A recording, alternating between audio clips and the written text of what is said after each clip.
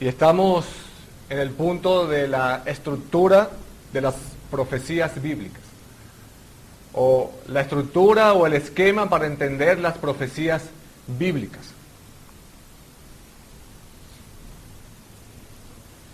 Y como manera de resumen, hermanos, vamos a hablar un poco de lo que hablamos la semana pasada. Y vimos que había un gran problema. Había un gran problema si venimos al estudio de las profecías sin ningún tipo de esquema, o si venimos con un esquema equivocado. Muchos, por lógica, han dicho que dicha estructura, para entender las profecías, consta de 3 periodos. ¿Basados en qué? En el concepto de la Trinidad. ¿Se acuerdan? El periodo del Padre, del Hijo y del Espíritu Santo. Otros han dicho que son 7 los periodos de la historia humana. ¿Basados en qué? En los 6 días de la creación más el día de reposo. Como vimos, eso suena muy lógico, ¿cierto? Pero eso no es bíblico. Aunque contenga verdades escriturales, verdades que están en la Biblia, vemos que estos esquemas no pueden usarse, no pueden emplearse para estudiar las profecías bíblicas. La Biblia es clara, hermanos, en señalarnos una estructura basada ¿en qué? En 2 periodos. 2 periodos de la historia humana. Una estructura que nos permite ubicar los muchos detalles de las profecías en los lugares que corresponden. De lo contrario, toda esa información que tenemos en nuestras mentes, eso será un caos total. Y como vimos también en la clase pasada, esa estructura consta de 2 periodos. ¿Cuáles 2 periodos, hermanos? Este siglo y el siglo venidero. Este siglo y el siglo venidero. Y decíamos, ¿verdad?, que estos 2 siglos comprenden ¿qué cosa? Comprenden toda la historia del hombre. Todo lo que Dios nos ha revelado en su palabra o pertenece a este siglo o pertenece al siglo venidero. No hay más periodos. Otro punto que vimos fue la diferencia de este siglo, el cual está caracterizado por la maldad que lo gobierna. Que este siglo nunca llegará a ser el paraíso, mientras que en el siglo venidero no va a haber maldad. Aquellos que alcancen aquel siglo, como dice la palabra de Dios, resplandecerán como el sol. Así dice la palabra. Se vieron 2 proposiciones de 3 que nos ayudaron a entender este esquema. Como lo fue la expresión de este siglo, y el venidero cubre la totalidad del tiempo. Todo el tiempo que nosotros podemos concebir en este siglo y el venidero está incluido en esta expresión. ¿Incluyendo qué cosa, hermanos? La vida eterna, exactamente, la eternidad. ¿Y qué significa esto?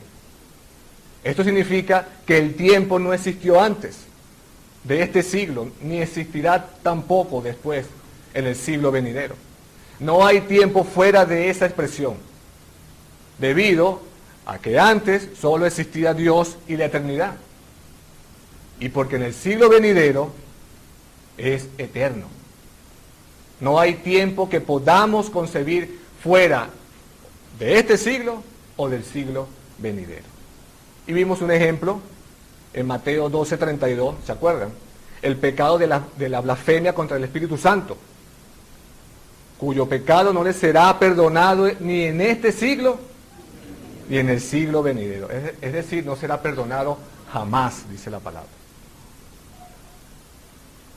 Tampoco existe ningún tiempo entre este siglo y el venidero, porque tan pronto termine este siglo, comienza el venidero. Marcos 10:30 nos habla de que en este siglo, dice, tendrán casas, tendrán hermanos, hermanos, padres, madres, hijos, etc. Y dice Cristo, y el que lo dejara todo por causa de mí, por causa de Cristo, en este tiempo y en este siglo, recibirán 100 veces más. Lo mismo, casas, hermanos. Pero en el siglo venidero, hermanos, ¿qué recibirán? La vida eterna. Y otro texto maravilloso que vimos fue Efesios 1, 19 al 21, que nos habla de la preeminencia de Cristo. Nos habla que su nombre, hermanos, tanto en este siglo como en el siglo venidero, no hay otro nombre más glorioso que el nombre de nuestro Señor Jesucristo. No lo hay, hermanos. Eso fue en cuanto al primer punto. La expresión de este siglo cubre la totalidad del tiempo. Y como segundo punto vimos, este siglo y el venidero difieren cualitativamente el uno del otro. Mientras que en este siglo, abarca el orden natural de la creación, el venidero abarca un orden sobrenatural. Son periodos distintos, cualitativamente distintos. Esto nos habla de una diferencia de cómo es este siglo y cómo va a ser el siglo venidero.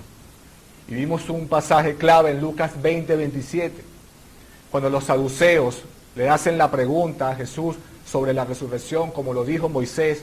¿Se acuerdan? Los 7 hermanos que se casan con la misma mujer y todos mueren, y ellos le preguntan a Jesús que cuando resucite, ¿cuál entonces será su marido en el cielo, o con quién se casará en el cielo? ¿Y qué les dice Jesucristo? Magistralmente les dice, con ninguno.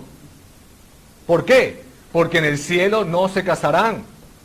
¿Pero por qué? Porque ya no pueden morir más, dice la palabra.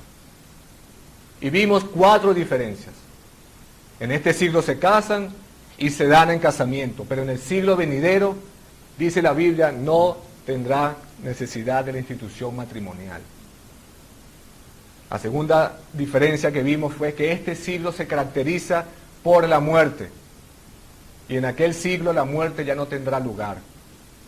Y leíamos el versículo 36 de Lucas 20, porque no se casarán, porque no pueden ya más morir, pues son iguales a los ángeles, y son hijos de Dios al ser hijos de la resurrección.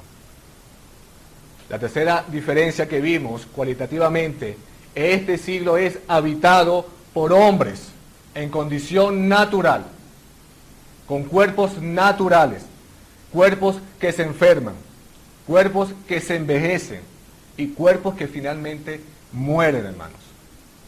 Pero en aquel siglo, este cuerpo ya no será más. Este cuerpo será sustituido.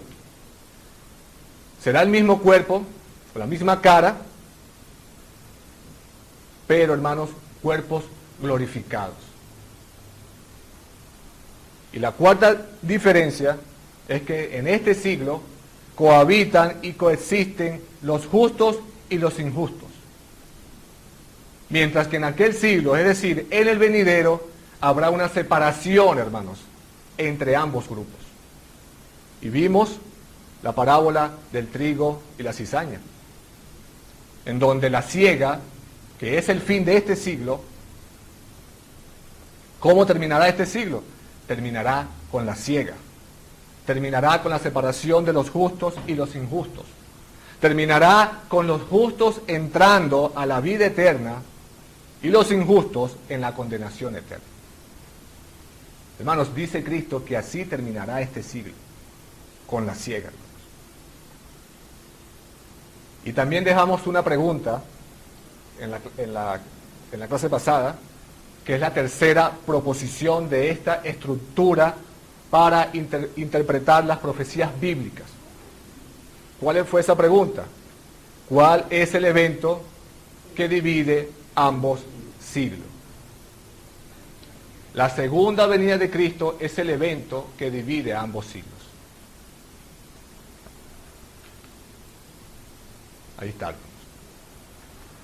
La segunda venida de Cristo, la segunda venida en gloria de nuestro glorioso, bendito Señor Jesucristo, es el evento que divide este siglo y el siglo venidero. Pregunto, ¿cuál es el evento glorioso que pone fin a este siglo e inaugura el venidero? La segunda venida de Cristo. Como vimos, hay dos periodos, ¿cierto? Dos siglos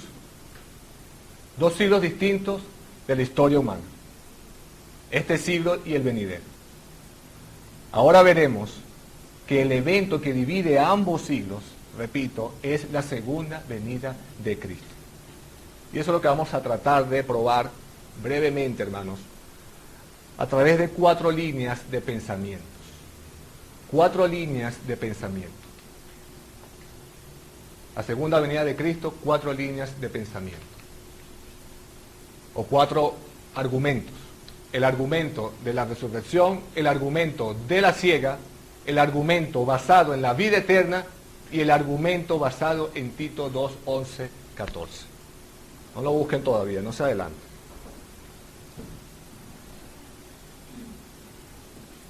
Entonces vayamos al primer argumento, el argumento de la resurrección. A través de Lucas 20, 34 al 36, dice, entonces, respondiendo Jesús les dijo, los hijos de este siglo se casan y se dan en casamiento.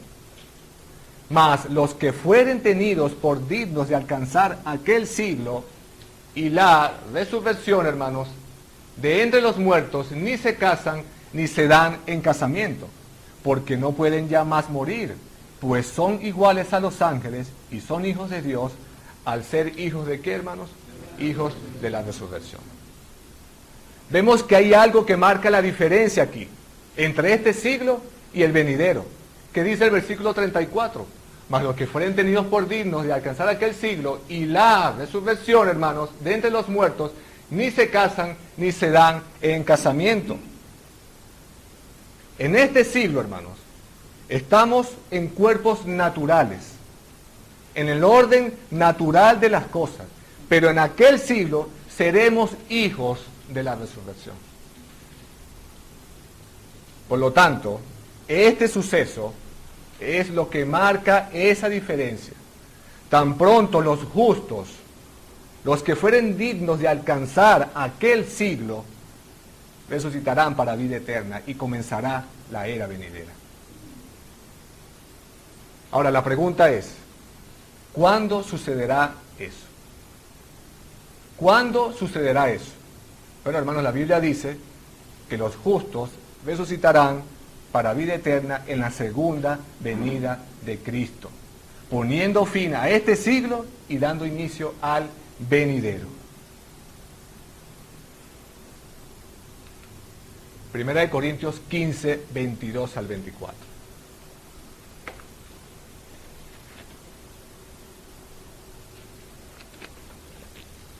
Dice la palabra, porque así como Adán, todos mueren, también en Cristo todos serán vivificados, pero cada uno en su debido orden. Cristo, las primicias, luego los que son de Cristo, ¿cuándo, hermanos? En su venida. Luego el fin, cuando entregue el reino al Dios Padre, cuando haya suprimido todo dominio, toda autoridad y potencia. El apóstol Pablo, hermano, está hablando únicamente en el contexto de la resurrección de los justos. Y dice que eso sucederá cada uno en su debido orden. Cristo, las primicias, luego los que son de Cristo en su venida, hermanos. Este pasaje nos enseña que con la segunda venida de Cristo viene, ¿qué cosa? La resurrección, hermanos, de los que son de Cristo. Termina este siglo e inaugura el siglo venidero.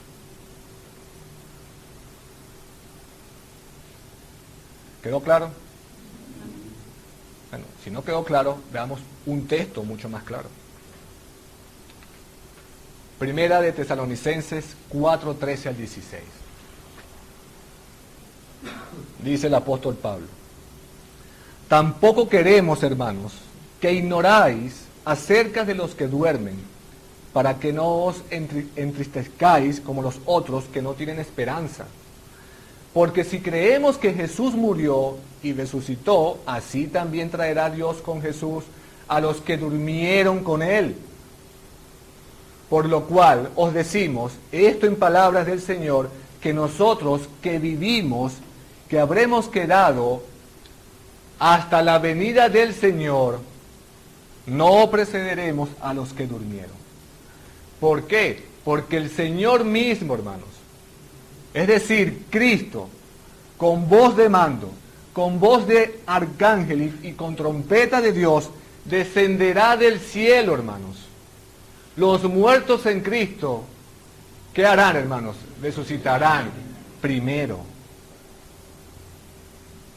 ¿Cuándo resucitarán los justos, hermanos? ¿Cuándo? Cuando Cristo descienda, hermanos, de los cielos. Cuando Cristo descienda de los cielos, en las nubes. Y si esto es así, hermanos, no cabe la menor duda que la era venidera será inaugurada en ese momento. Porque como ya vimos en Lucas 20, 34 a 36, que alcanzar la resurrección y la era venidera, hermanos, es exactamente la misma cosa. ¿Qué dice Lucas, hermanos? Entonces, respondiendo Jesús les dijo: los hijos de este siglo se casan y se dan en casamiento, mas los que fueren tenidos por dignos de alcanzar aquel siglo y la resurrección de entre los muertos, ni se casan ni se dan en casamiento, hermanos. Alcanzar aquel siglo y la resurrección de entre los muertos es lo mismo, hermanos.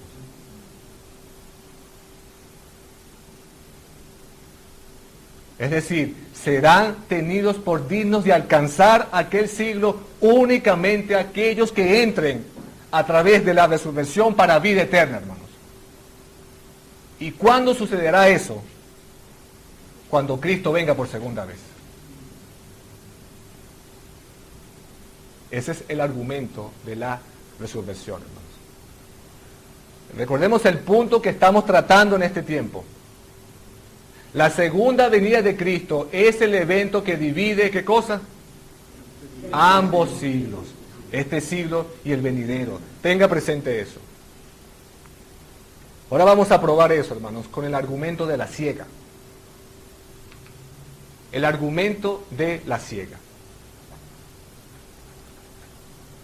Cuando estudiamos Mateo 13:40, vimos que el evento que marca el fin de este siglo es la ciega. Es decir, cuando el Señor mande a sus ángeles a tomar a sus escogidos y apartarlos de los injustos, para dar a estos últimos, es decir, a los injustos, el castigo que merecen. Vamos a leer Mateo 13, 39 y 41. El Señor aquí está explicando la parábola del trigo y la cizaña. Y Él dice: el enemigo que la sembró es el diablo. La ciega es el fin del siglo. Y los segadores son los ángeles. De manera que como se arranca la cizaña y se quema en el fuego, así será el fin de este siglo. Cuando el Señor enviará a sus ángeles a separar el trigo de la cizaña, hermanos.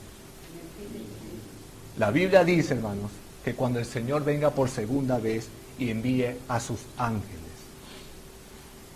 que dice en el 41, enviará el Hijo del Hombre a sus ángeles y recogerán de su reino a todos los que sirven de tropiezo y a los que hacen iniquidad, y los echará en el horno de fuego.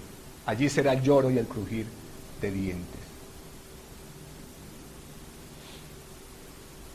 ¿Quedó claro esto?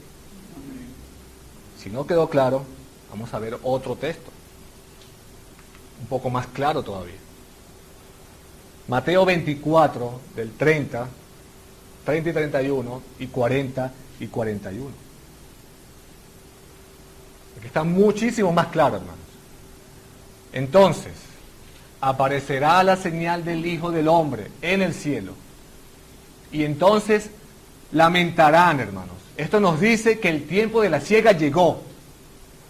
Todas las tribus de la tierra, dice la palabra, verán, hermanos, verán al Hijo del Hombre viniendo sobre las nubes del cielo con poder y gran gloria.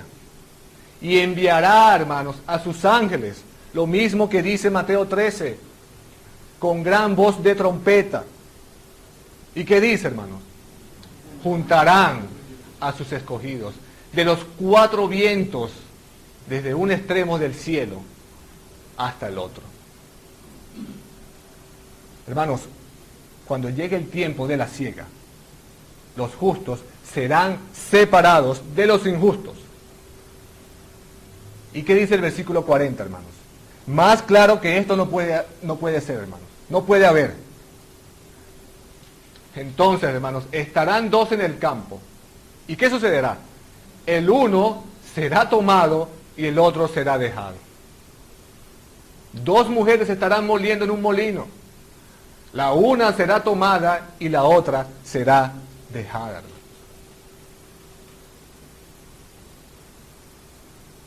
Hermanos, cuando esto sucederá, es cuando llegue el día de la siega, hermanos.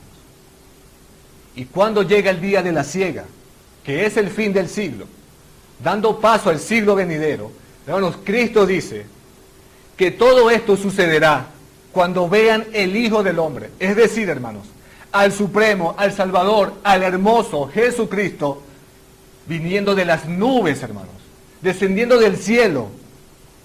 El tiempo de la siega llegó, hermanos. Llegó con la segunda venida de Cristo. Todos los habitantes de la tierra, hermanos, todos sus habitantes verán, hermanos, verán al Hijo del Hombre viniendo sobre los cielos con poder y gloria, dice las Escrituras. Es algo glorioso esto. Algo glorioso.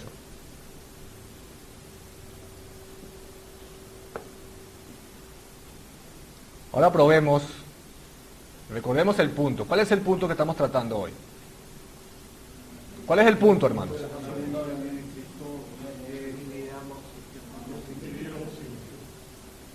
Estamos como murmurando. ¿Cuál es el punto, hermanos? Exacto. La segunda venida de Cristo divide a ambos siglos.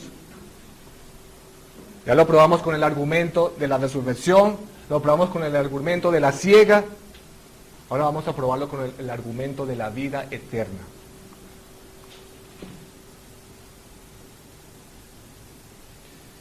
Según Marcos 10:30, el Señor dice que los que han dejado todo por causa de mí, en este siglo, recibirán 100 veces más. Y en el siglo venidero recibirán la vida eterna. Vamos a leer el pasaje nuevamente. El argumento basado en la vida eterna. Respondiendo Jesús a la pregunta de Pedro, sobre qué obtendría por dejarlo todo y seguirlo a él. Y dijo, Cristo, de cierto os digo, que no hay ninguno que haya dejado casa, hermanos, o hermanas, o padre, o madre, o mujer, o hijos, o tierras, por causa de mí y del Evangelio, que no reciba 100 veces más en este tiempo. Casas, hermanos, hermanas, madres, hijos, tierras, con persecuciones. Hermanos, pero Cristo dice que en el siglo venidero recibiremos algo mucho mejor. En el siglo venidero, hermanos, ¿qué recibiremos? La vida eterna, hermanos. La vida eterna. Aquí debe hacer una aclaratoria. Esta vida eterna, hermanos, que está hablando este texto aquí, que recibiremos en el siglo venidero, no es la vida eterna que recibimos cuando creemos en Cristo. No es la vida eterna, hermanos. No es esa vida eterna que está hablando aquí. En el mismo momento que tú creíste en Cristo, en este siglo, en este tiempo, en esta era, hermanos, ya tú tienes vida eterna. Si tú eres un hijo de Dios y tus pecados te han sido perdonados por la sangre de Cristo, allí donde tú estás sentado, tienes vida eterna, hermanos. Cristo lo dice en su palabra. El que cree en mí tiene vida eterna. Juan 6, 47. Pero esa vida eterna, hermanos, todavía no la estamos disfrutando a su plenitud. Por lo tanto, la vida eterna que está hablando este texto aquí, en Marcos 10, está hablando de aquella que disfrutaremos en el futuro cuando tengamos cuerpos glorificados, hermanos. Como ya dije, ya tenemos vida eterna aquí. Pero en el siglo venidero comenzaremos a disfrutarla completamente. Pero ¿cuándo sucederá eso, hermanos? ¿Y cuándo recibiremos la vida eterna? La Biblia dice, cuando el Hijo del Hombre venga, hermanos. Cuando Cristo venga en gloria.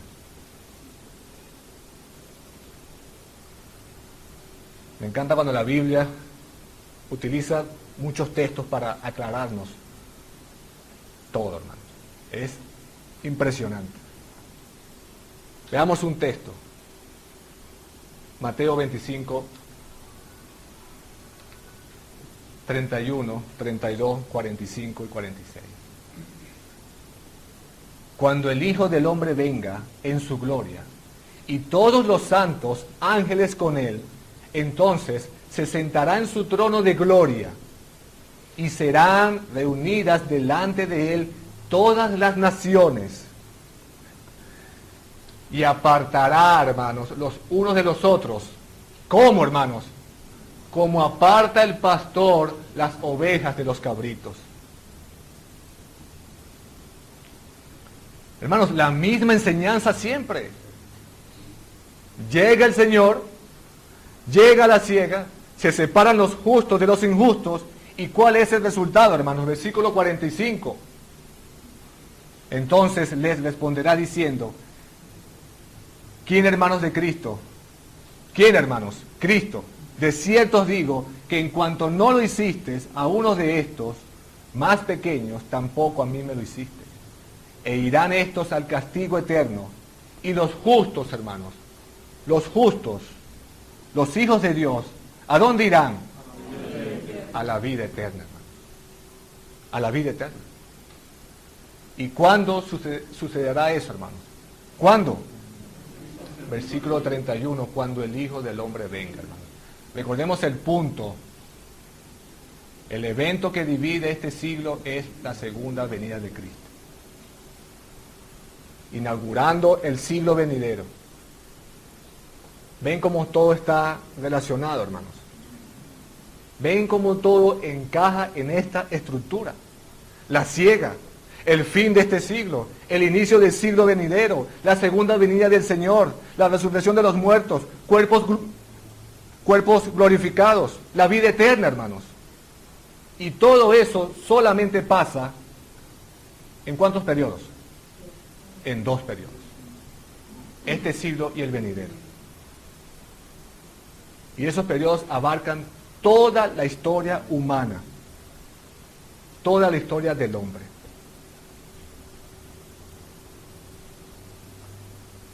Vayamos al argumento basado en Tito 2, 11 al 14.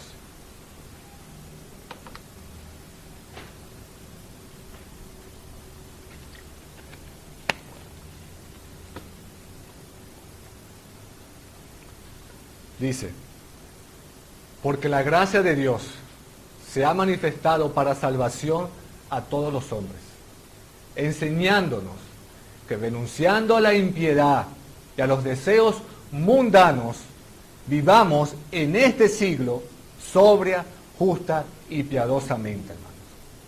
¿Aguardando qué cosa, hermanos?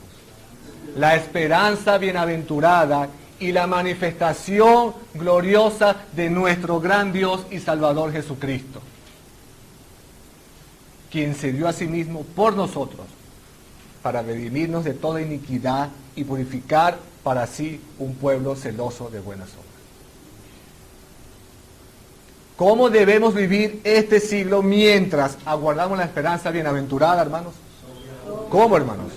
Sobria, justa y piadosamente, renunciando a la impiedad, a los deseos mundanos. ¿Hasta cuándo, hermanos? Hasta que llegue la consumación de la esperanza bienaventurada, la manifestación de nuestro Señor Jesucristo en gloria, hermanos. Es decir, mientras llegue la era venidera, que será inaugurada cuando finalice este siglo. ¿Y cuándo finalice este siglo, hermanos? Con la venida de nuestro Señor Jesucristo. Este texto nos indica claramente, hermanos, que debemos vivir en este siglo hasta que llegue la consumación de la esperanza bienaventurada y la segunda venida de Cristo. Este siglo terminará, hermanos. El nuevo siglo será inaugurado y viviremos por la eternidad. Amén. Con la segunda venida de nuestro Señor Jesucristo, los justos resucitarán, hermanos. Vendrá el tiempo de la siega y se impartirá la vida eterna. Entonces, hermanos, ¿cuál es el evento que marca el fin de este siglo y el inicio del venidero? La segunda venida de Cristo. Ese es el punto crucial que divide este siglo del venidero. Allí está, hermanos. No hay más siglos, no hay más periodos, solo dos. Solo dos. Este siglo y el venidero. Y la venida de Cristo, la segunda venida de Cristo, divide ambos siglos. ¿Quedó claro eso, hermano? ¿Qué aprendemos con esto? ¿Cuáles son las implicaciones prácticas de todo esto?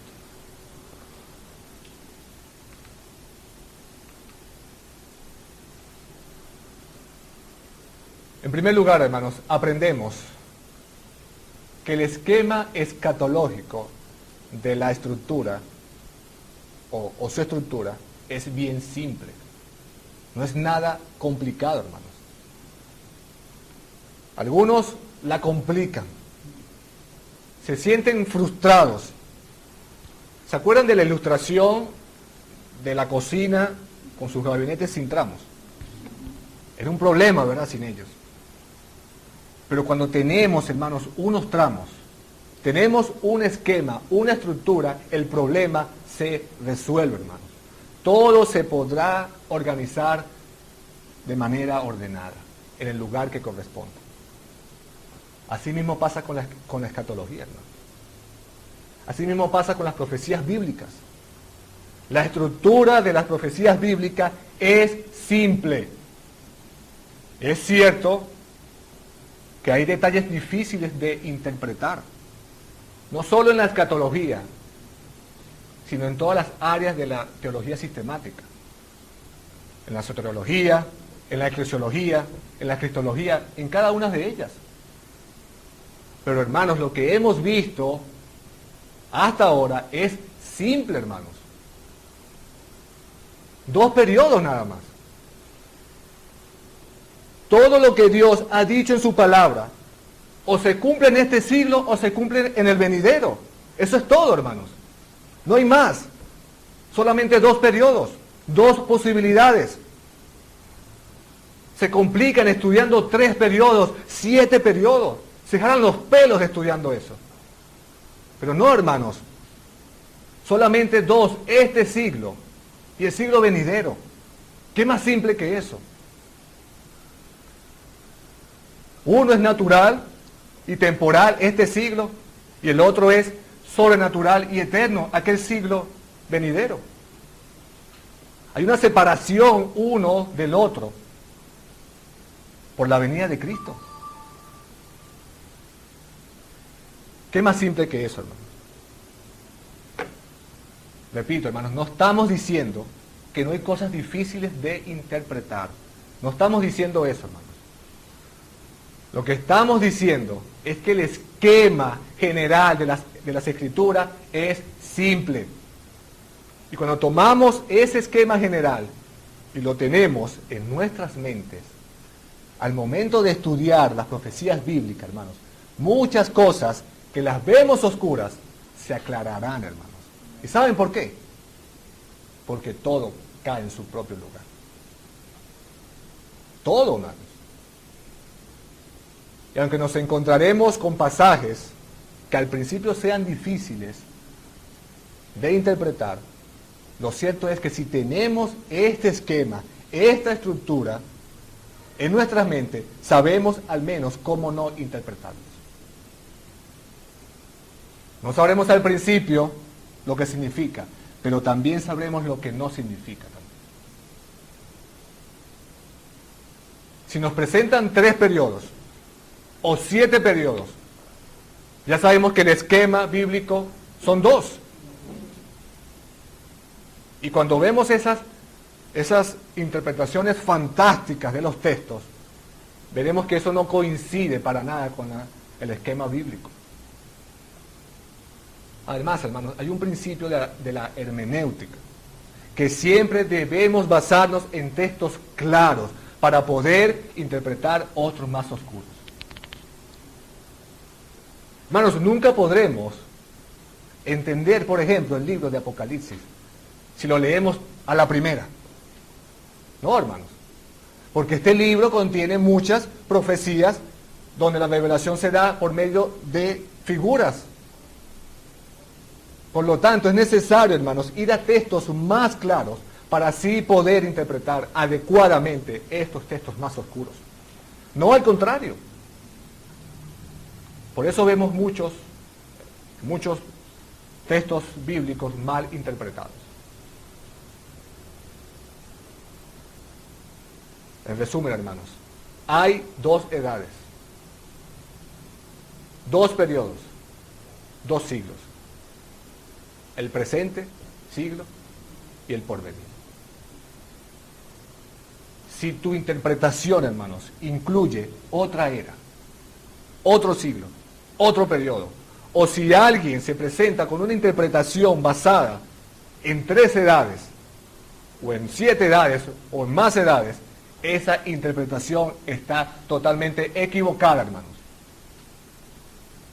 Como vimos, son solamente 2 periodos y es simple.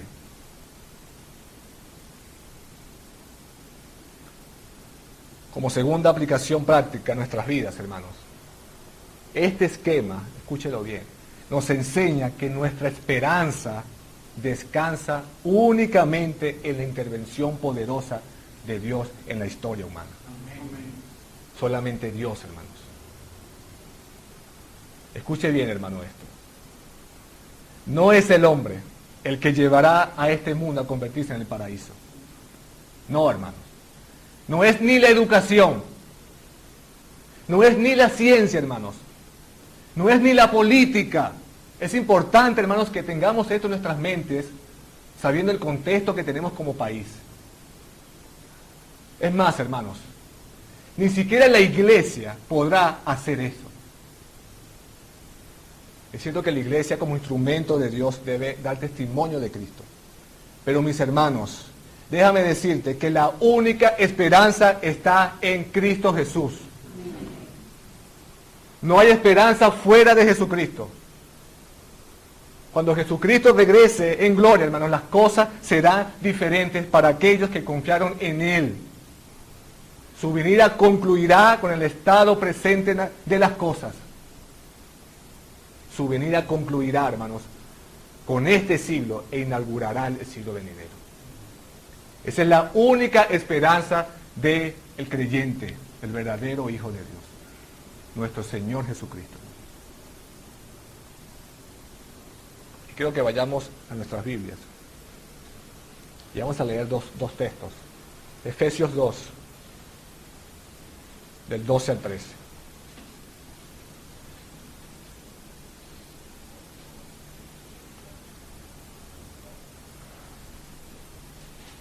Dice, en aquel tiempo estabais sin Cristo, alejados de la ciudadanía de Israel y ajenos a los pactos de la promesa, sin esperanza y sin Dios en el mundo. Pero ahora, hermanos, en Cristo Jesús, vosotros que en otro tiempo estabais lejos, habéis sido hechos cercanos por la sangre de Cristo, hermanos.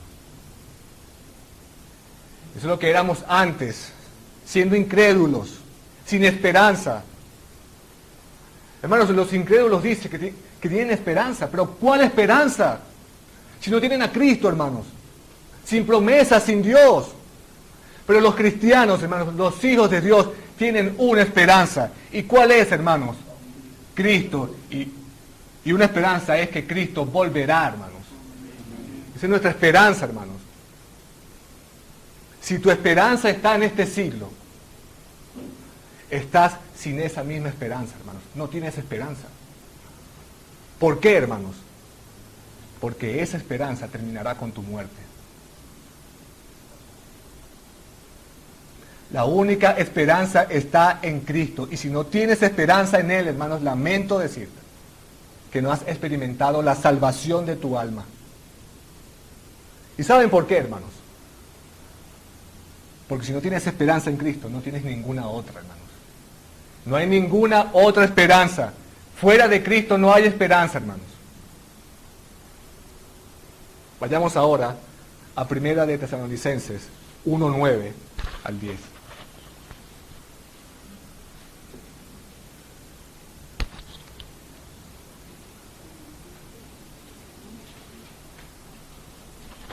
Primera de Tesalonicenses 1:9 al 10. Dice, porque ellos mismos cuentan de nosotros la manera en que nos recibisteis y cómo os convertisteis de los ídolos a Dios para servir al Dios vivo y verdadero y esperar, hermanos, de los cielos, ¿a quién? A su Hijo, el cual resucitó de los muertos, a Jesús, quien nos libra de la ira venidera, hermanos. Hermanos, ¿para qué somos convertidos? ¿Para qué, hermanos? Para alejarnos de los ídolos, para servir al Dios vivo y verdadero y esperar, hermanos, esa es nuestra esperanza, esperar al Hijo de Dios que viene de los cielos, hermanos. Si tú estás esperando otra cosa, tienes una falsa esperanza, hermanos. Y me temo que debes examinar tu fe, hermano. Si tu esperanza está en tus negocios,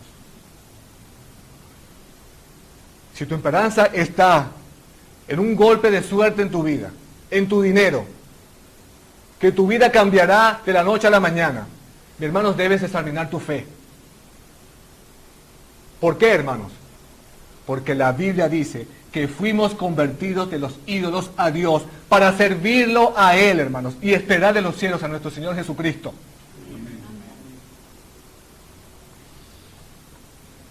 Hermanos, la única esperanza está en Cristo Jesús, hermanos. En el regreso de nuestro Señor Jesucristo. Y eso debería ser el único consuelo en nuestras vidas, hermanos. Ya que fuera de Él, no tenemos otra esperanza. La pregunta es, ¿cuál será la porción de cada uno de nosotros en el siglo venidero? Pregúntate, hermanos, o preguntémonos, cuando nuestro Señor Jesús regrese en gloria, cuando venga la ciega, ¿participarás de la resurrección de los justos por haber depositado tu fe en la sangre de Cristo? ¿O serás apartado como hierba mala y echado en el horno de fuego? Y déjame decirte que eso va a ser por la eternidad. Meditemos, hermanos, cuál será nuestra porción en el siglo venidero. He aquí, hermanos, la estructura, el esquema para poder interpretar las profecías bíblicas. 2 siglos, 2 periodos. Este siglo, hermanos, y el siglo venidero. No hay más. Tan simple como eso. Hermanos, que Dios nos ayude en su misericordia a alcanzar aquel día. Que Dios nos ayude. Vamos a orar.